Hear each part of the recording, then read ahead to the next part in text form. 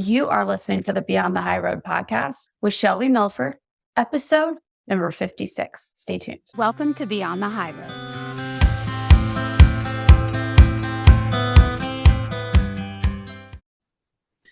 You guys, first off, I just want to say I'm so sorry for, if you see me right now, you'll see, for such a late release of the podcast episode. I literally was just burying my sweet Nita. So I know that's probably TMI, but I feel like I can be real with you guys. And I also feel like I really try my hardest to get you guys the episode like as soon as physically, humanly possible every week. And I work really hard at doing it. And I just want you to know that I, when I'm late, there's a reason. And in this case, Nita did not make it. So in the episode, you'll hear me talking about how she just gotten sick. But she is, as of today, she's not here anymore. And anyway, I don't want to depress you anymore. I was so close to stopping what I was doing and stopping burying her to try to release the episode. But I felt like I owed you guys at least something, just a little explanation, because it's very late now. So anyway, okay. All right, there is an Ask Me Anything Saturday. I will be around. I will be okay. In fact, I will probably need the distraction. So Ask Me Anything is still Saturday at 10:30 a.m. Eastern time, okay? Either join the Facebook group or follow the link that I put in the show notes, okay? I've got dirt all over my face, a mess. I mean, I literally just came in from outside anyway. Okay. All right. Enjoy the episode. Sorry if I just totally bummed you out. It is what it is. She's sweet. It's okay. Okay. Hey, you guys, if you're watching this, then you see my background. I'd already done the episode cover art and had this handy. And my darling pig, Carnita, I woke up this morning no, Kitty, I've got all of the animals coming to me right now because I'm here, I'm accessible. I'm literally on the floor in the corner of a room. So I woke up this morning and business as usual, did my morning routine, and I came in to get my pig, who's normally up and making noise and ready to eat. And this morning she wasn't. At first I thought it was just her being lazy. And then I realized that she is labored breathing and is lame in her back legs. So yeah, there's that. I was on the phone all morning with the vet. I think in a place. It's been a rough go of it today. It looks like I'm petting the air right now. She's there. It's Nita. But yeah, so here I am recording from my pig's bed in the corner of a room, hence the virtual background because it's not so pretty right here. And yeah, it's my sweet kiddo when she was a year old. Her year birthday, I thought outfitting to put that up there for the podcast year anniversary. Everything I do is for my babe. Everything. That's all for her. It just seemed like a fitting episode art for the situation. So anyway, yeah, I'm going to quick change that. Maybe just take her out of it. So it's just the happy birthday. That way it doesn't look like I've got pigtails looking at the thing right now. Looks a little strange. So I'm just going to be right back at you. Well, wasn't she cute? She still is, darling. But also, hopefully you guys can hear me because I'm not talking as loud as I normally would. I've got a different camera set up out here or over here. So it's just, I'm a little off kilter today. When it rains, it pours. I will be dead honest with you. Before we get started, like this episode, originally, I don't often write full on outlines anymore. It's been a while since I really did that. And I wrote one for this episode because I had a story I wanted to tell and I wanted it to not be very long. And the general mood of it was going to be a bit celebratory. And this week has started off as a doozy of a week. Sometimes it's just it is what it is. Today is Tuesday. On Sunday, I had a really tough day with regard to emotions about my babe. I can't remember exactly what kicked it off, what initially started the mood, but I was just sad, and I allowed for the sadness and I didn't fight it. I didn't love it to be there, but I also didn't want it to go away. You know what I mean? Like, I want to be sad about what's going on. I want to miss her and I'm going to cry, thinking about it. I wouldn't ever not want to miss her. I don't think at this point anyway. And so it's appropriate. It's appropriate discomfort, appropriate amount of sadness, I guess, that I'm feeling. Sometimes it just comes in like bigger waves than others. And that's what happened this week. And so it started on Sunday and actually through all day yesterday.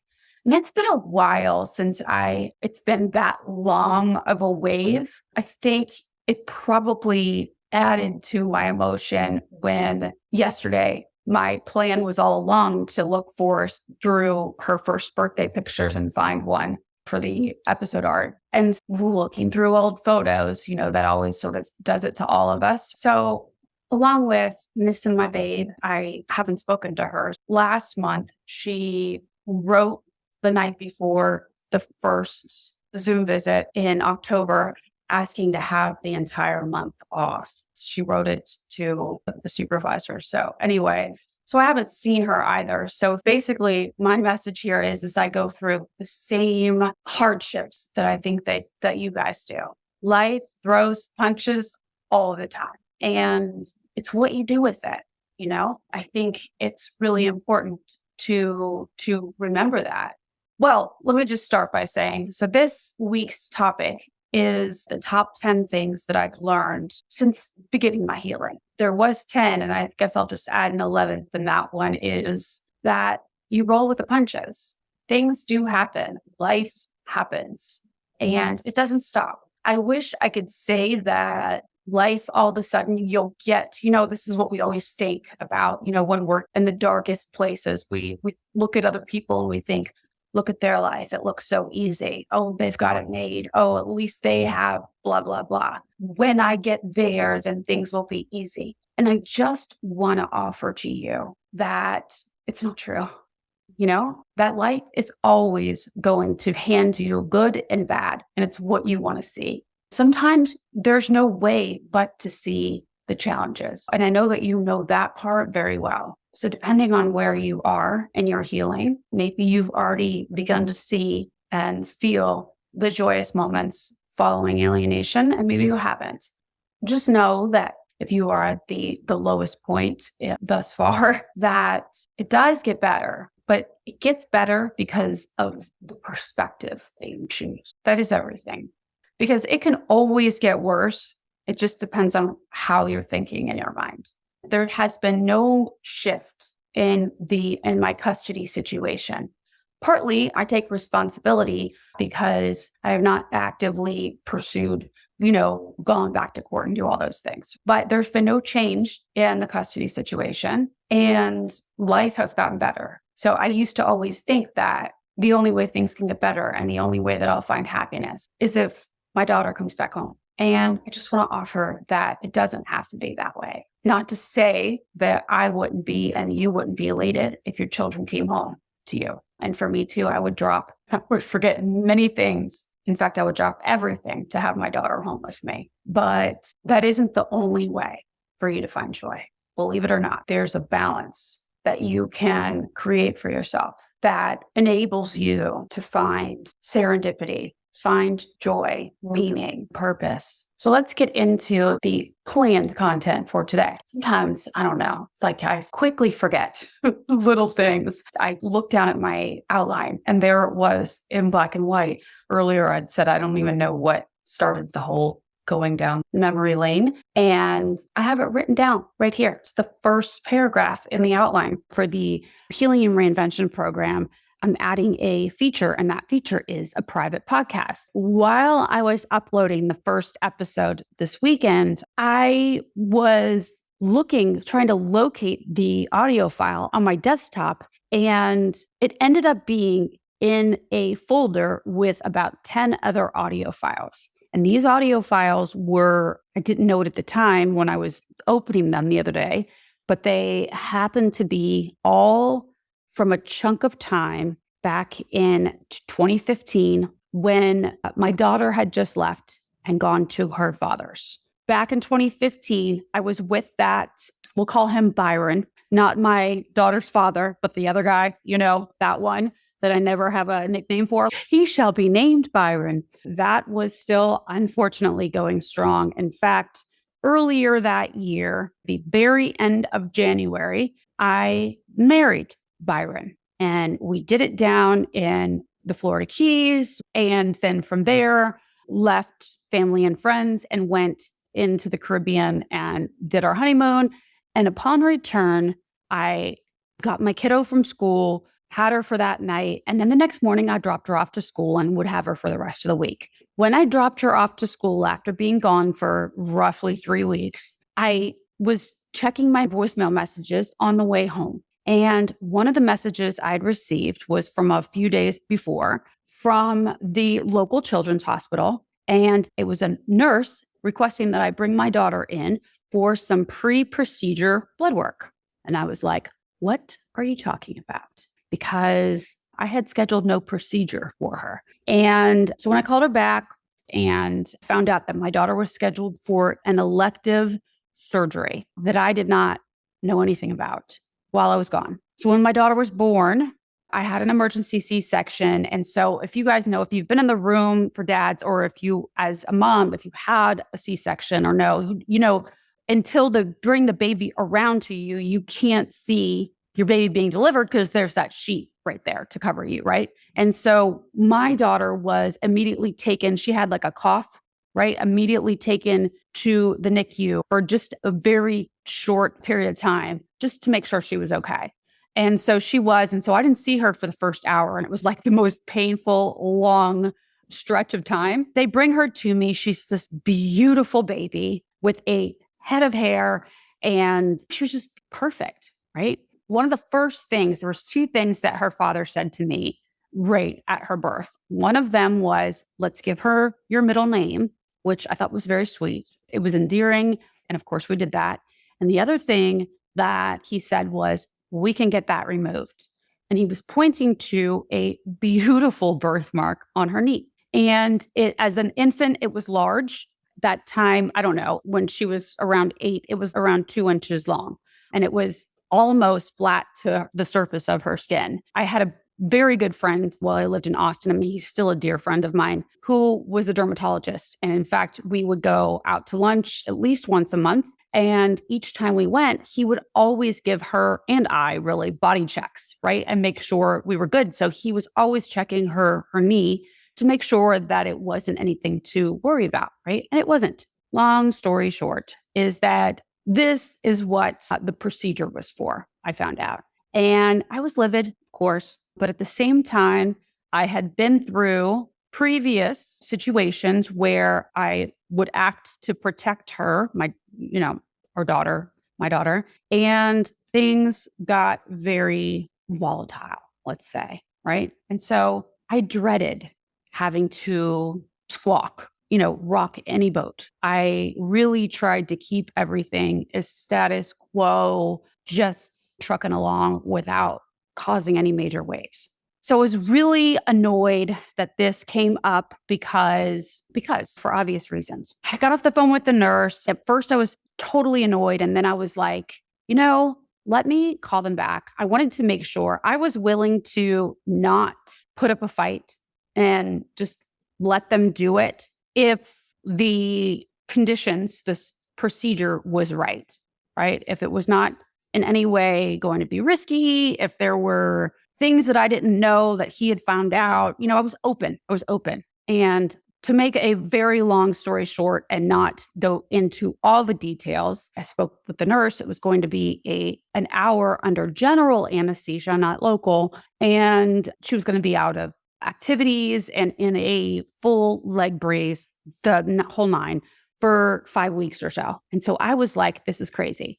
Just so happened that my then across the street neighbor was a physician's assistant. And in fact, she did a lot of surgeries. And her daughter was roughly the same age as my daughter is. Her daughter was a grade younger than mine, just because her birthday was in November, I believe. And so anyway, I went over there and I was like, hey, would you opt to get Mazzy surgery to get a birthmark removed and being under general anesthesia for an hour? And she was like, no, absolutely not. She, of course, then asked what I was talking about. And I explained, just so happened that the surgery center that my daughter was being taken to happened to be my across the street neighbor's partner happened to be the lead surgeon, right? He led that team. And so it was perfect. In fact, I knew the guy just from my neighbor. So I got my daughter in for a second, third, whatever opinion. And of course, he confirmed my thoughts about this, my suspicions, I guess you will, that it was not a necessary procedure, that it was entirely cosmetic, elective, and that I asked him if he would do it. If it were him, he would not opt to do the surgery. So I was really upset because I felt like it put me into a pickle of a place. I didn't want to have to stop anything. I didn't want to have to advocate for my daughter in this way, right? Because I knew what it was going to cause. I knew what the aftermath might look like. I felt it. I knew, because anytime in the past that I'd gone to protect her, the payback was hell, right? And so I was terrified. But I didn't make my decision. I kept trying to keep my mind open all the way up until the pretty much moments before surgery happened. Her dad never notified me of this secret surgery he had planned, right? This was all plans behind my back. And so then finally, when I let him know that I knew, he assured me that he'd gone through. We had standard custody order where if the parents don't agree, then there's a tiebreaker, and that tiebreaker is usually the pediatrician or the specialist. And so he had assured me that he had gotten the pediatrician's referral. So I ended up getting the information back from the doctor. I'd been waiting across the street at this Starbucks. My hands were shaking. I was so nervous. I did not want to have to stop the surgery, but the doctor came back and said, no, a referral was never given. This was done on their own. They hadn't followed the protocol, basically. So I went in and stopped the surgery. So, of course, as you probably can imagine, all hell broke loose in the surgery center. And her father threatened me. And he was, it wasn't a pretty scene. I knew what was to come by doing it. I did. I knew that I was going to face the wrath. This had happened one other time, not with a medical thing, something completely unrelated. And although I won in court, the price I paid out of court socially with what he did to follow, what they did to follow. Basically, anytime I acted to protect her, I got punished. And I knew it. I knew what I was going into. And that's why I was so nervous. When I got punished, I got scared. When I get scared, I buckle under pressure, or that's what I believed about myself back then. And that's what I sort of made happen, right? I stuck my head in the sand. And so although I was able to hold it together and advocate for my daughter in the short term, I wasn't able to advocate for myself for the long haul. So I did everything I needed to do both times, this surgery time and the other time beforehand. I did everything I needed to do to protect my daughter and make sure she was safe. And then I crumbled. It was like I was using willpower and like that protective mom part of me for her and to make sure she was safe. And then when it came to advocating for my own self, I didn't know how to do it. And that is really just like a theme of mine throughout my life that I am still to this day working on. I didn't know this back then. I didn't know what was happening with me. So of course I was repeating that same pattern. So I got served. I knew it was coming and it was fine at first until the pressure started coming on from them. I was being followed. I was being badgered and bullied and harassed, basically. The more pressure I felt, the more I wanted to retreat into my shell and pretend it wasn't happening. I tell you this story to illustrate where I was back then, how I was too afraid to look at my own faults. I was too afraid to face and acknowledge the alienation, because I was terrified of being shamed. I was refusing. I remember being very stubborn in that I refused to let them do the shaming. Having been a part of many hearings in the years prior, I refused to see her smug face sitting across from me in the hearings and watch the production that was put on in the courtroom by them, by the stepmom. I couldn't take it. I wouldn't, at the time, I felt like her holier than thou, yet it was just an awful display of, I'll be nice here and just say dramatics, was repulsive to me. And I couldn't take watching her try to make me out to be the bad parent, the one who was repulsive. And I don't say this to be judgy. I say this to share with you where my head was at, where my focus was at back then. This was what kept me from advocating for myself. Basically, I was cutting off my nose to spite my face because I was focusing on them and what they were thinking about me and what they were wanting to do to me in my mind. Like I was saying just a few minutes ago, I lost sight of my true goal, which was always to parent my child. I told myself I couldn't face the alienation without numbing myself, without having a reward at the end of the day for dealing with all of it. For everything I had been through, I needed something as like a little helper to decompress after putting up with so much. I also told myself that, look, other parents, other moms drink just as much as I do, right? They have the bottle of wine at night too, and they're still actively momming. Why should I be any different? Why is it that I'm the one that gets punished? My drinking has nothing to do with my ability to parent my child. Although these things are technically true, looking back on that now, I know that the amount of energy I expended in protecting my habit was not healthy. It's fine and dandy if there are no repercussions, but it just so happened that there were repercussions for me. And yes, it was a different situation, and other moms, other dads, other parents that were split could do the things that I was doing and still actively parent their child.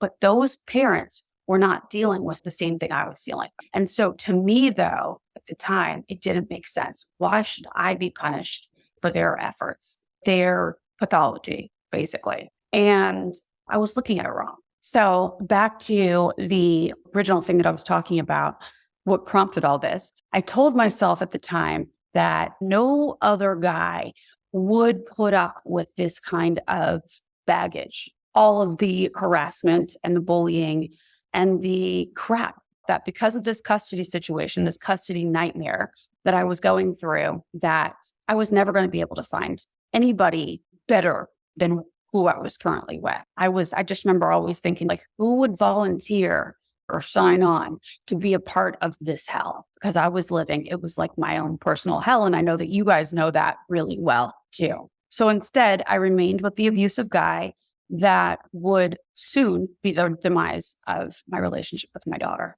Looking back on that, I realized that I allowed the custody situation to define me, to define who I was, aside from being a mom. I allowed it to have an effect on my own perceived worth. Today, I look back on that version of me and I feel so sad, right? I pity that version of me, that girl back then. I was listening to my voice, the sound of my voice and the words that were coming out of my mouth and that weren't coming out of my mouth, and listening to what Byron was saying, just felt like this deep sadness and longing for that girl, that version of me, for what she needed. I felt it brought me right back there. And I feel like that girl is so familiar, yet so very foreign to me. So I want to share with you the things that I've learned since then. I was going to do like the things I've learned in the last year since the podcast started, but I really think it might be more helpful for y'all, depending on where you're at and you're in this whole process, right? Coming back to your self-healing, advocating for your own selves. I thought it would be more helpful to basically give you the top 10 things I've learned since then, the darkest place. The girl that was on those audio recordings that I was listening to this weekend. I have these written down. So number one is I am worth more than rubies, and so are you. And so this actually, that first part of that sentence, I'm worth more than rubies, is actually comes from a verse in the Bible. But it does not matter whether you are Christian or not. It's still, this message applies. Just take it for face value. You are worth so much more than I would bet that you give yourself credit for or that you recognize. I think all of us, doesn't matter how high or amazing your self-esteem and self-view is, I just truly believe that none of us give ourselves enough recognition. And so I try to tell myself every day now that very thing. I am capable of so much more than I can ever even imagine. That, you and me both, we are, you hear me say it if you've listened to this podcast before, is that we're superheroes. You're a superhero. I'm a superhero. We can do things. There's so much untapped potential in these brains of ours. We don't use near the potential and the capability that we have. So don't sell yourself short is basically my lesson one. About a year and a half after my daughter left, I sold the home that I built for her and I moved out to the country, not the house on the hill, but one before that, and had a bunch more land. It was great for my pig, and it was closer to her. It was right around the corner from her, and I wanted to be on her bus route. But that Christmas, the second Christmas she was gone, was into woodworking at the time and really feeling my artistry, painting and stuff. And I made her this big chest, like a one to go at the edge of her bed out of maple wood. And so it was this big, heavy maple wood chest. And I painted on each one of its sides and on the top of it.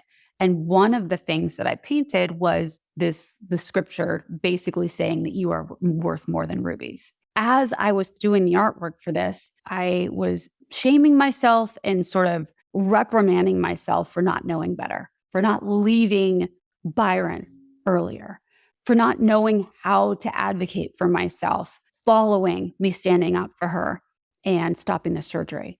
By the way, to this day, I do stand by my decision to stop the surgery. I won't share it now, but maybe at a different time, I'll share what happened after that surgery and how it didn't work to my advantage, for many reasons. But no matter what, if I was to do it all over again, I would still stop the surgery because I truly didn't believe in why it was being done. Not only why it was being done, how it was being done, that she was going to be under, and I didn't believe in putting her through the risks if given the choice to do something over. That wouldn't be it. I just don't believe that was the right thing for her to have that surgery. But I would take back and do over what I did with myself and my lack of advocating for myself afterwards, and therefore her advocating for her in the long haul. That I would change. So you are worth way more. And also how you treat yourself, what you allow yourself to have in life, what you expect from yourself. You deserve so much more than you're giving yourself is basically the message there. Okay. So number two is sometimes I suck, and that's okay, right? It's perfectly fine. I think we all suck at times. We all do.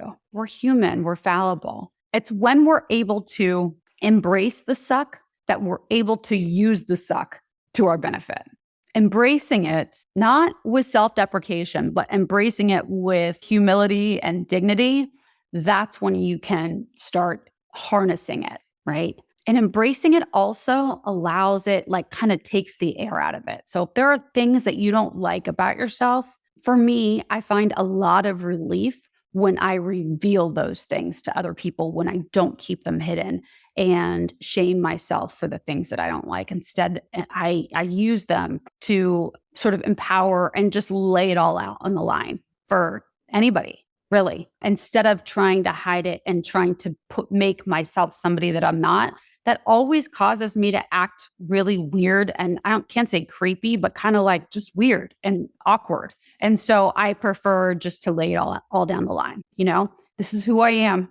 And I do suck sometimes. You guys, I think it was the Do You Appreciate You episode. I think that's the one where I talked about some of the things that I don't love about myself, but like that I'm impatient and I'm stubborn and I'm a lot to handle a lot of the time. The very people say that I've got a big personality. And there are so many times I can tell you, I mean, I can think back so many times where I wished I could shrink myself, like my personality, so that I wasn't so stand out. Trust me, especially during the whole mess with my ex, I really wished that I could be a little more quiet, but it's just not who I am.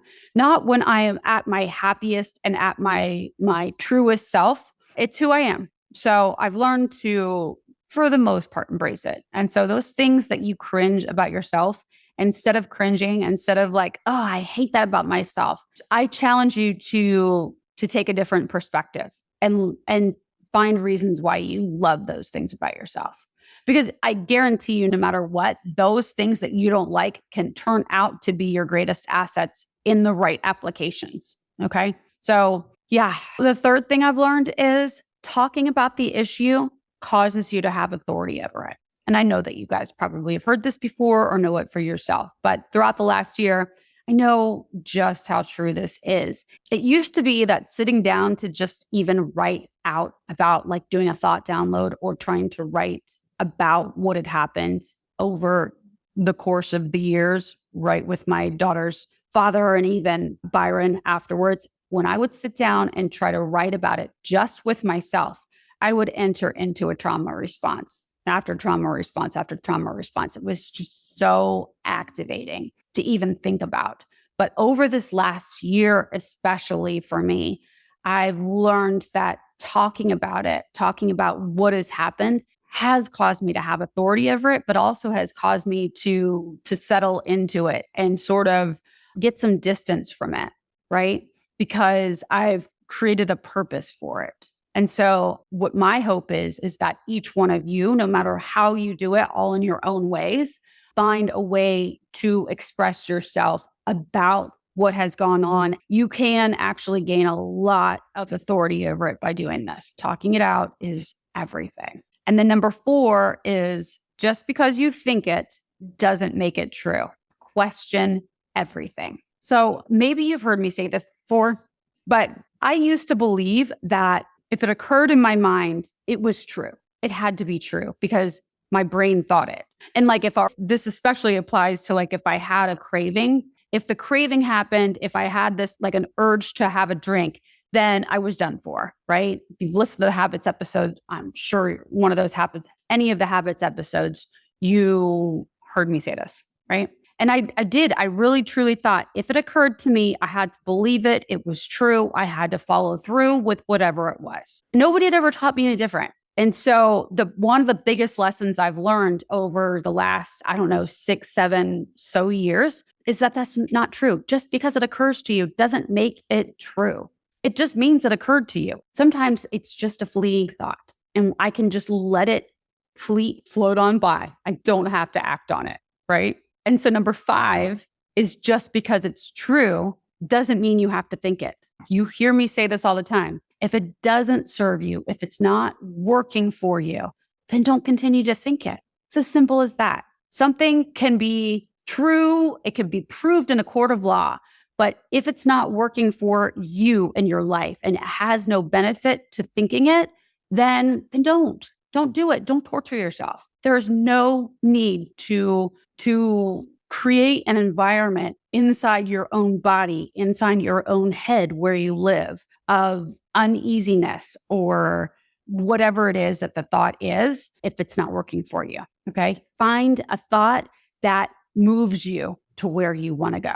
Okay. It's not that you're ignoring the truth, but you can find a version of that truth that pushes you into the direction that you want to go. Number 6, defining who you are means that you must also define who you are not. This one can bring up some fear because when we have to define what we don't want in our lives, this can cause us to feel very vulnerable. It depends on who we're speaking about here, but it can cause us, like in a romantic relationship and in some, even in friendships, it can cause you to feel very vulnerable And then when it comes to like your children, it can cause you to feel uneasy. Like if you stand up for what you don't want in your life, that you might end up cutting them out inadvertently. And so it can feel very scary to even ask yourself what it is that you don't want to put up with. Because if you're not willing to put up with certain things, like the way that our brains work, those things are already there in your mind, things that you don't like, things that you respond not so well to. Let's just say we're talking about boundaries. Those unacceptable things, acts done by somebody else, you already don't respond well to them. And you probably already do sort of retract or respond to them in a way that you don't want. But when you're stating it beforehand, this is what I will not accept, that means that you're taking the first step to possibly opening up the door for them to walk the other direction. And that's scary. Stating and being clear about your boundaries means that you inevitably are going to inadvertently repel some people. So defining who you are also means that you must define who you're not. Number 7, being different doesn't make you less relevant. It makes you more relatable. So the 6 and 7 sort of go together. So in 1, you are stating what you will not put up with, right? You're putting up a boundary. But when you actually effectively put up these boundaries for yourself, what you will accept in your life and what you will do if somebody crosses that boundary. Listen to the boundaries episode. The people that accept and respect those boundaries and that are, have no problem with that, you have now sort of accepted them into your life and you've created a space where love can grow. Those people are your ride or die people. They feel privileged and happy and want to celebrate you for having boundaries, standards, basically. Those standards work for those people. So 7 is being different doesn't make you less relevant. It makes you more relatable. 8, putting yourself out there for what you believe is worth the risk. Just like I was saying, listen, even in the case of my daughter, I don't know if I'd ever be able to sit with myself if I hadn't stopped that surgery that day.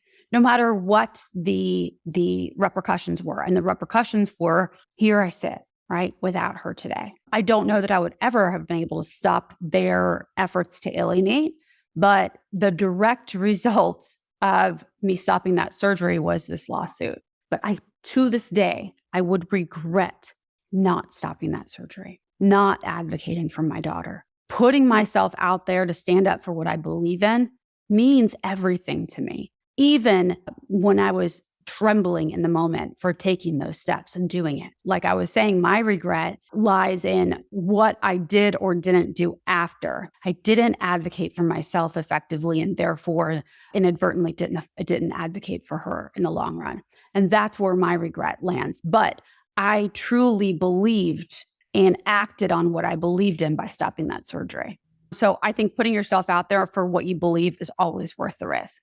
And it doesn't have to be as dramatic as the steps that I took. It can be in the everyday things, just standing up for what it is that you believe in for yourself and for those who you've claimed as your own, right? Number 9, stress does not have to be a bad thing.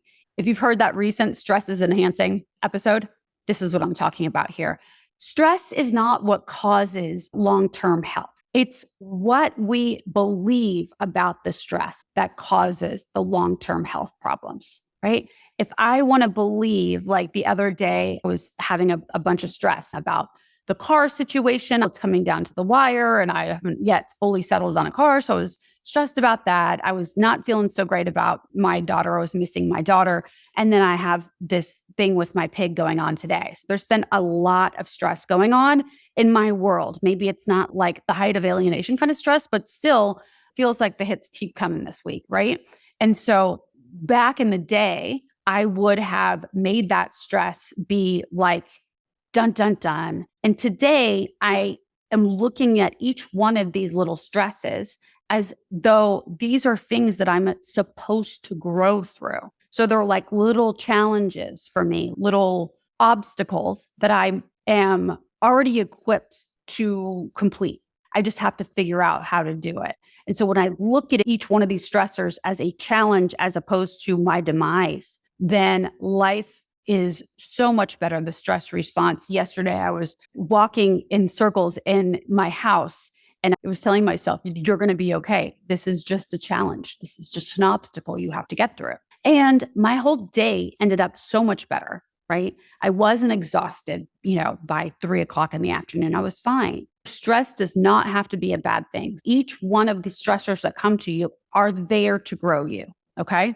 And then the last thing is helping others is where it's at for healing. Giving your time and attention and love, directing it into somebody that needs it is everything. Not only does it create a sense of release in your own system, but it opens your heart to so much more love.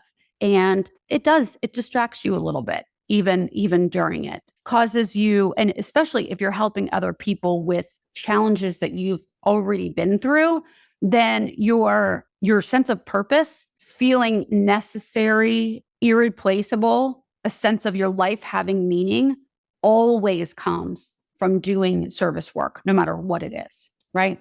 So helping others is definitely where it's at. Helps to normalize your pain, not in a way that you are allowing bad things to happen to you, but allowing it in your body so that you can move through it and grow from it. Okay. So there you have it, you guys. I hope you guys are having a lovely week. I'm going to go and take care of my very sick pig who has still not moved 1 inch. Well, maybe 1 inch since last night. So forgive me. I will talk with you guys next week. Okay, take care. Thanks so much for listening today, guys. I'm honored that you chose to share your time with me. If you like what you've been hearing and you want more, come join me in the new monthly membership, where we take the concepts that you hear about here and using a logical framework, you learn to apply them to your specific situations, upgrading your thoughts and your life, even while experiencing the grief of alienation. For more information, go to beyondthehighroad.com. See you soon.